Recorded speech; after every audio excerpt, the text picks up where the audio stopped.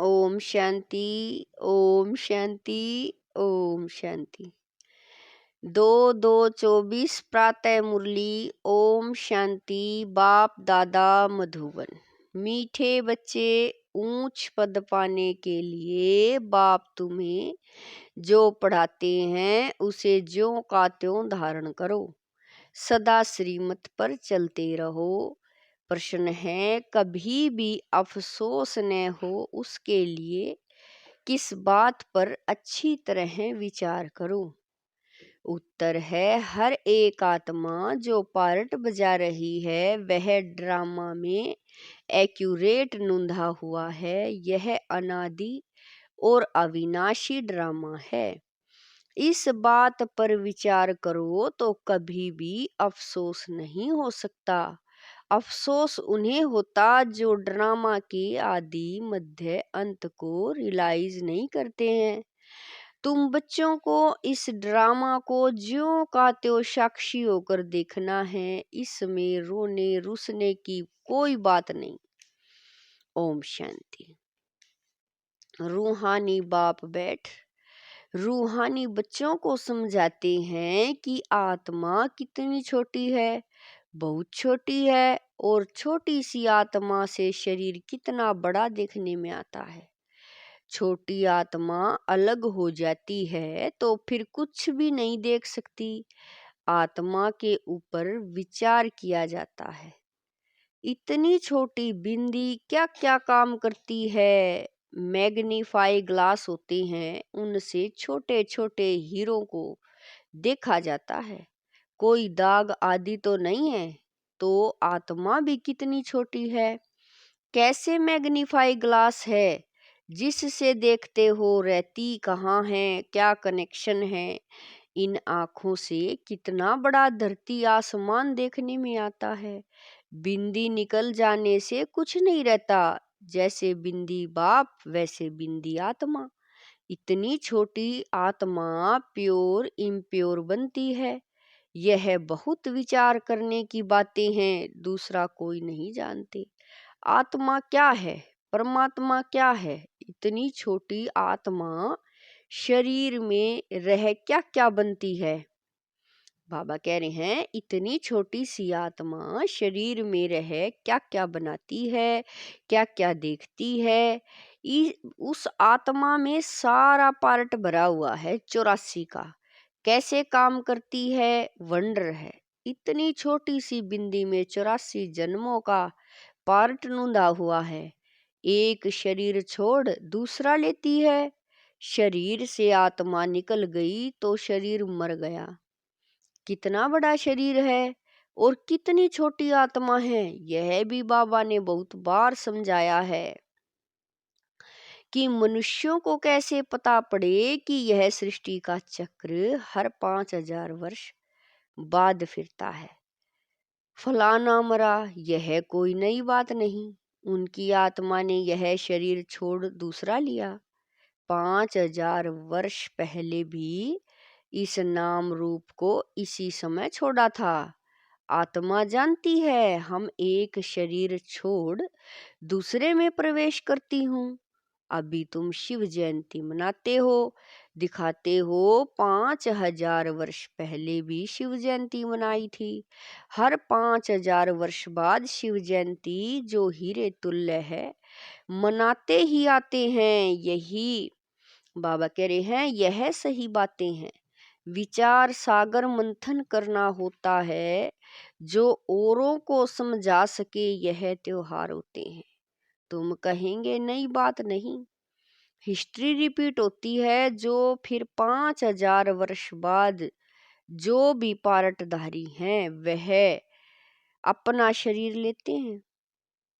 एक नाम रूप देश काल छोड़ दूसरा लेते। इस पर विचार सागर मंथन कर ऐसा लिखे जो मनुष्य वंडर खाए। बच्चों से हम पूछते हैं ना, आगे कब मिले हो। इतनी छोटी आत्मा से ही पूछना होता है ना, तुम इस नाम रूप में आगे कब मिले थे। आत्मा ने सुना तो बहुत कहते हैं, हाँ बाबा आपसे कल्प पहले मिले थे। सारा ड्रामा का पार्ट बुद्धि में है, वह होते हैं हद के। ड्रामा के एक्टर्स, यह है बेहद का ड्रामा। यह ड्रामा बड़ा एक्यूरेट है, इसमें जरा भी फर्क नहीं पड़ सकता। वह बाइस्कोप होते हैं हद के, मशीन पर चलते हैं। 2-4 रोल भी हो सकते हैं जो फिरते हैं।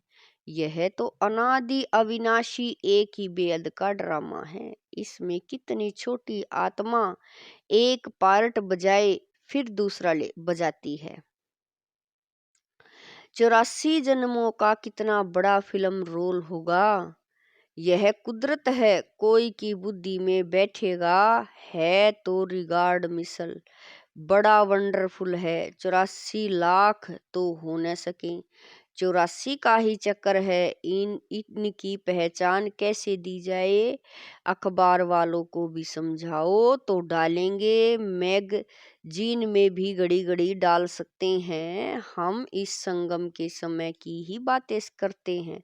सतयुग में तो यह बातें होंगी नहीं, न कलयुग में होंगी। जानवर आदि जो भी कुछ है सबके लिए कहेंगे, फिर 5000 वर्ष के बाद देखेंगे। फर्क नहीं पड़ सकता, ड्रामा में सारी नूंद है। सतयुग में जानवर भी बहुत खूबसूरत होंगे। यह सारी वर्ल्ड की हिस्ट्री ज्योग्राफी रिपीट होगी। जैसे ड्रामा की शूटिंग होती है, मक्खी उड़ी वह भी निकल गई तो फिर रिपीट होगी। अब हम इन छोटी छोटी बातों का ख्याल तो नहीं करेंगे। पहले तो बाप खुद कहते हैं, हम कलप कलप संगम युगे इस भाग्यशाली रथ पर आता हूँ। आत्मा ने कहाँ कैसे इसमें आते हैं, इतनी छोटी बिंदी है। उनको फिर ज्ञान का सागर कहते हैं। यह बातें तुम बच्चों में भी जो समझू हैं वह समझ सकते हैं। हर 5000 वर्ष के बाद मैं आता हूँ। कितनी यह वैल्यूएबल पढ़ाई है। बाप के पास ही एक्यूरेट नॉलेज है जो बच्चों को देते हैं। तुम्हारे से कोई पूछे तुम झट कहेंगे सतयुग की आयु 1250 वर्ष की है। एक एक जन्म की आयु 150 वर्ष होती है। कितना पार्ट बजता है, बुद्धि में सारा चक्र फिरता है। हम 84 जन्म लेते हैं। सारी सृष्टि ऐसे चक्र में फिरती रहती है। यह अनादि अविनाशी बना बनाया ड्रामा है। इस समय नई एडिशन हो नहीं सकती। गायन भी है, चिंता ताकि कीजिए जो अनहोनी होए। जो कुछ होता है ड्रामा में नूंद है, साक्षी होकर देखना पड़ता है। उस नाटक में कोई ऐसा पार्ट होता है तो जो कमजोर दिल वाले होते हैं ना, वो रोने लग पड़ते हैं। है तो नाटक ना, यह रियल है। इसमें हर आत्मा अपना पार्ट बजाती है। ड्रामा कभी बंद नहीं होता है। इसमें रोने रूसने की कोई बात नहीं। कोई भी नई बात थोड़ा ही है। अफसोस उनको होता है जो ड्रामा के आदि मध्य अंत को रियलाइज नहीं करते। यह भी तुम जानते हो, इस समय जो हम इस ज्ञान से पद पाते हैं, चक्र लगाकर फिर वही पाएंगे। यह बड़ी आश्चर्यवत विचार सागर मंथन करने की बातें हैं। कोई भी मनुष्य इन बातों को नहीं जानते। ऋषि मुनि भी कहते थे, हम रचता और रचना को नहीं जानते हैं। उनको क्या पता कि रचता इतनी छोटी बिंदी है, वही नई सृष्टि का रचता है। तुम बच्चों को पढ़ाते हैं, ज्ञान का सागर है। यह बातें तुम बच्चे ही समझते हो। तुम थोड़ा ही कहेंगे हम नहीं जानते हैं। तुमको बाप इस समय सब समझाते हैं। तुमको कोई भी बात में अफसोस करने की जरूरत नहीं है, सदैव हर्षित रहना है। उस ड्रामा की फिल्म चलते चलते घिस जाएगी, पुरानी हो जाएगी, फिर बदली करेंगे, पुरानी को खल्लास कर देते हैं। यह तो बेहद का अविनाशी ड्रामा है। ऐसी ऐसी बातों पर विचार कर पक्का कर लेना चाहिए, यह ड्रामा है। हम बाप की श्रीमत पर चल पतित से पावन बन रहे हैं और कोई बात हो नहीं सकती जिससे हम पतित से पावन बन जाएं। अथवा तमो प्रधान से सतो प्रधान बने। पार्ट बजाते बजाते हम सतो प्रधान से तमो प्रधान बने हैं। फिर सतो प्रधान बनना है। न आत्मा विनाश को पाती है न पार्ट विनाश को पा सकता है। ऐसी ऐसी बातों पर कोई का विचार नहीं चलता। मनुष्य तो सुनकर वंडर खाएंगे। वह तो सिर्फ भक्ति मार्ग के शास्त्र ही पढ़ते हैं। रामायण भागवत गीता आदि वही है। इसमें तो विचार सागर मंथन करना होता है। बेहद का बाप जो समझाते हैं उसको ज्यों का त्यों हम धारण कर ले तो अच्छा ही पद पाले। सब एक जैसी धारणा नहीं कर सकते। कोई तो बहुत महीनता से समझते हैं। आजकल जेल में भी भाषण करने जाते हैं। वेश्याओं के पास भी जाते हैं। गूंगे बहरों के पास भी बच्चे जाते होंगे क्योंकि उन्हों का भी हक है। इशारे से समझ सकते हैं। आत्मा समझने वाली तो अंदर है ना। चित्र सामने रख दो पढ़ तो सकेंगे ना। बुद्धि तो आत्मा में है ना। भले अंधे लूले लंगड़े हैं परंतु कोई न कोई प्रकार से समझ सकते हैं। अंधों के कान तो हैं। तुम्हारी सीढ़ी का चित्र तो बहुत अच्छा है। यह नॉलेज कोई को भी समझाकर स्वर्ग में जाने लायक बना सकते हो। आत्मा बाप से वर्षा ले सकती है। स्वर्ग में जा सकती है करके ऑर्गन्स डिफेक्टेड है। वहां तो लूले लंगड़े होते नहीं। वहां आत्मा और शरीर दोनों कंचन मिल जाते हैं। प्रकृति भी कंचन है। नई चीज जरूर सतो प्रदान होती है। यह भी ड्रामा बना हुआ है। एक सेकंड न मिले दूसरे से कुछ न कुछ फर्क पड़ता है। ऐसे ड्रामा को ज्यों का त्यों साक्षी होकर देखना है। यह नॉलेज तुमको अब मिलती है फिर कभी नहीं मिलनी है। आगे यह नॉलेज थोड़ा ही थी। यह अनादि अविनाशी बना बनाया ड्रामा कहा जाता है। इसको अच्छी रीति समझ और धारण कर किसी को समझाना है। तुम ब्राह्मण ही इस ज्ञान को जानते हो। यह तो चोब चीनी ताकत की दवा तुमको मिलती है। अच्छे ते अच्छी चीज की महिमा की जाती है। नई दुनिया कैसे स्थापन होती है। फिर से यह राज्य कैसे होगा तुम्हारे में भी नंबरवार जानते हैं। जो जानते हैं वह दूसरों को समझा भी सकते हैं। बहुत खुशी रहती है। किन्हों को तो पाई की भी खुशी नहीं है। सबका अपना अपना पार्ट है। जिनको बुद्धि में बैठता होगा विचार सागर मंथन करते होंगे तो दूसरों को भी समझाएंगे। तुम्हारी यह है पढ़ाई जिससे तुम यह बनते हो। तुम कोई को भी समझाओ कि तुम आत्मा हो। आत्मा ही परमात्मा को याद करती है। आत्माएं सब ब्रदर्स हैं। कहावत है गॉड इज वन। बाकी सब मनुष्यों में आत्मा है। सब आत्माओं का पारलौकिक बाप एक है। जो पक्के निश्चय बुद्धि होंगे उनको कोई फिरा नहीं सकते। कच्चे को जल्दी फिरा देंगे। सर्वव्यापी के ज्ञान पर कितनी डिबेट करते हैं। वह भी अपने ज्ञान पर पक्के हैं। हो सकता है हमारे इस ज्ञान का न हो। उनको देवता धर्म का कैसे कह सकती हैं। आदि सनातन देवी देवता धर्म तो प्राय लोप है। तुम बच्चों को मालूम है हमारा ही आदि सनातन धर्म पवित्र प्रवृत्ति वाला था। अब तो अप्रवृत्ति हो गया है। जो पहले पूज्य थे वही पुजारी बन पड़े हैं। बहुत पॉइंट्स कंठ होगी तो समझाते रहेंगे। बाप तुमको समझाते हैं तुम फिर औरों को समझाओ कि यह सृष्टि चक्र कैसे फिरता है। सिवाय तुम्हारे और कोई नहीं जानते। तुम्हारे में भी नंबरवार है। बाबा को भी घड़ी घड़ी पॉइंट्स रिपीट करनी पड़ती है क्योंकि नए नए आते हैं। शुरू में कैसे स्थापना हुई तुम्हारे से पूछेंगे फिर तुमको भी रिपीट करना पड़ेगा। तुम बहुत बिजी रहेंगे, चित्रों पर भी तुम समझा सकते हो, परंतु ज्ञान की धारणा सबको एक रस तो नहीं हो सकती। इसमें ज्ञान चाहिए, याद चाहिए, धारणा बड़ी अच्छी चाहिए। सतो प्रधान बनने के लिए बाप को याद जरूर करना है। कई बच्चे तो अपने धंधे में फंसे हुए रहते हैं, कुछ भी पुरुषार्थ ही नहीं करते। यह भी ड्रामा में नूंद है।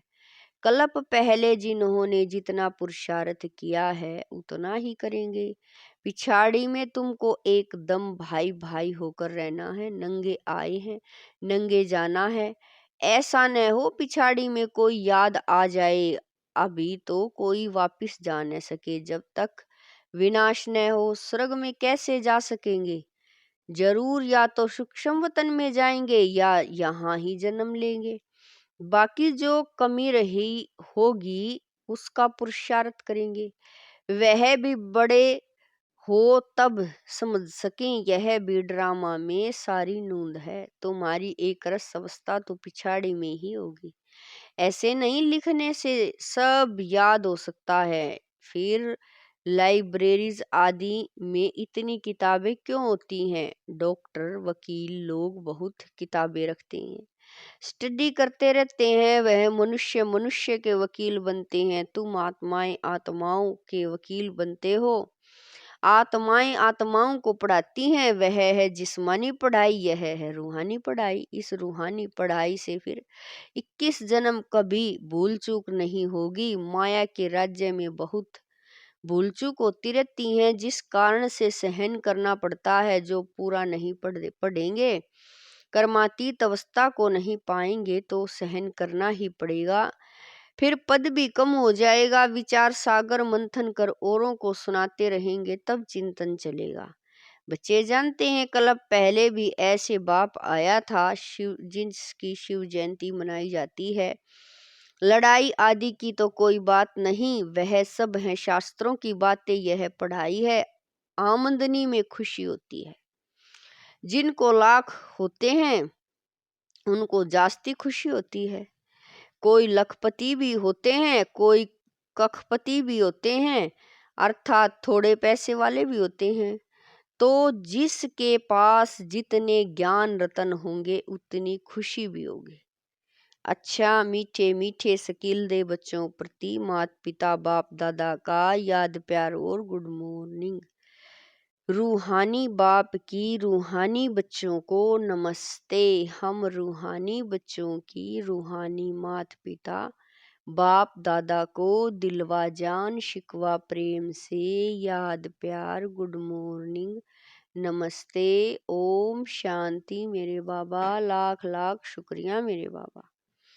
धारणा के लिए मुख्य सार है। नंबर 1, विचार सागर मंथन कर स्वयं को ज्ञान रत्नों से भरपूर करना है। ड्रामा के राज को अच्छी रीति समझकर दूसरों को समझाना है। किसी भी बात में अफसोस न कर सदा हर्षित रहना है।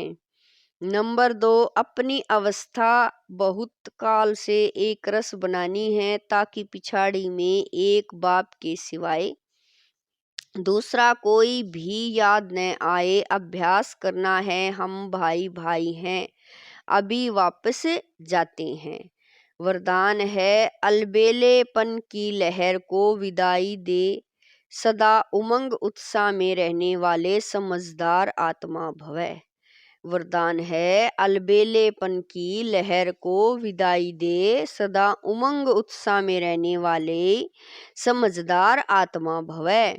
कई बच्चे दूसरों को देखकर स्वयं अलबेले हो जाते हैं। सोचते हैं ये तो होता ही है, चलता ही है। क्या एक ने ठोकर खाई तो उसे देखकर अलबेलेपन में आकर खुद भी ठोकर खाना, यह समझदारी है। बाप दादा को रहमाता है कि ऐसे अलबेले रहने वालों के लिए पश्चाताप की घड़ियां कितनी कठिन होगी। इसलिए समझदार बन अलबेलेपन की लहर को, दूसरों को देखने की लहर को मन से विदाई दो। औरों को नहीं देखो, बाप को देखो। स्लोगन है, वारिस क्वालिटी तैयार करो, तब प्रत्यक्षता का नगाड़ा बजेगा। स्लोगन है, वारिस क्वालिटी तैयार करो, तब प्रत्यक्षता का नगाड़ा बजेगा। ओम शांति।